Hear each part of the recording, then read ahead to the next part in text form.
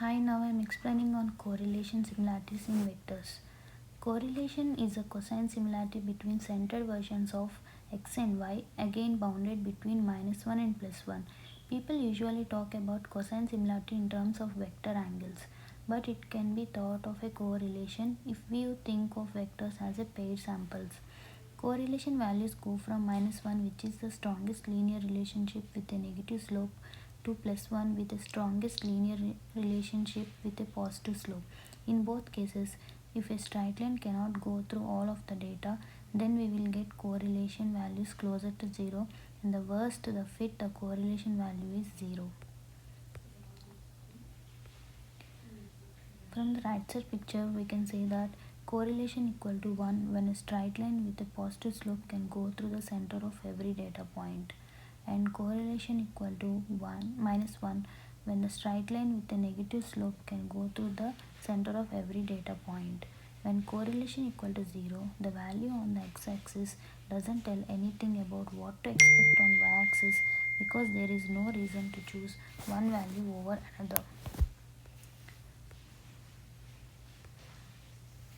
Correlation is a covariance of Gini x and Gini y over square root of variance of Gini x times square root of variance of Gini y. The numerator can be any value between positive and negative infinity, depending on whether the slope of the line that represents a relationship is positive or negative, how far the data are spread out around the means, and the scale of the data. Thus, when we calculate correlation, the denominator squeezes the covariance to a number from -1 to +1. In other words, the denominator ensures that the scale of the data doesn't affect the correlation value, and this makes correlations much easier to interrupt. When the data all fall on a straight line with a positive or negative slope, then the covariance and the product of the square roots of the variance terms are the same, and division gives us +1 or -1 depending on the slope. When the data do not fall on a straight line with a positive or negative slope, then the covariance accounts for less of the variance in the data, and the correlation is closer to 0.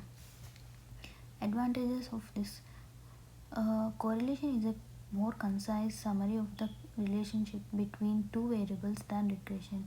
In result, many pairwise correlations can be viewed together at the same time in one table. Predictions and optimization problems are the disadvantages.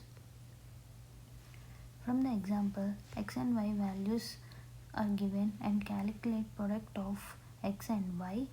Also calculate x square and y square values. In the final, correlation for the given example is calculated, and it is 0.53 approximately. Thank you.